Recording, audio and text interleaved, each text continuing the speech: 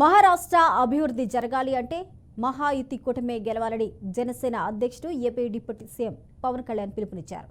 దేశ అభివృద్ధిలో మహారాష్ట్ర పాత్ర కీలకమైంది అన్నారు. ఇదే ఒరవడి కొనసాగాలి అంటే మరోసారి కూడా మహాయుతి కూటమే గెలవాలి అన్నారు. ఎన్నికల ప్రచారంలో భాగంగా మహారాష్ట్రలో పర్యటించారు. తెలుగు వాళ్లు ఎక్కువగా ఉండే ప్రాంతంలో ఆయన మాట్లాడారు.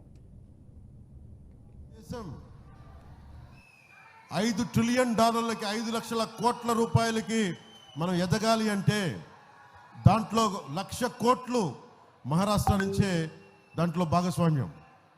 అందుకు మహారాష్ట్ర భారతదేశపు ఆర్థిక పురోగతిలో చాలా కీలకం. इसके साथ ही यह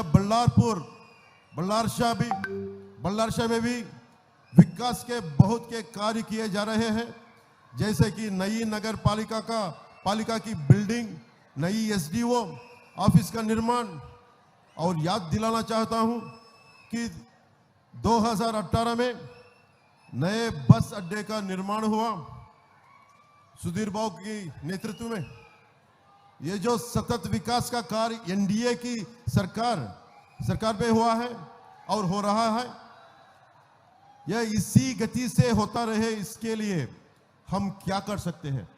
ఈ విధంగా ముందుకెళ్ళాలంటే మనం ఏం చేద్దాం? हम उस सरकार को चुन सकते हैं जिसने महाराष्ट्र को 1 ट्रिलियन अर्थव्यवस्था बनने का सपना देखा है. మనకి ఎవరైతే ఒక $1 ట్రిలియన్ మన పురోగతికి మన ప్రగతికి ఎవరికి ఓట్లేద్దాం?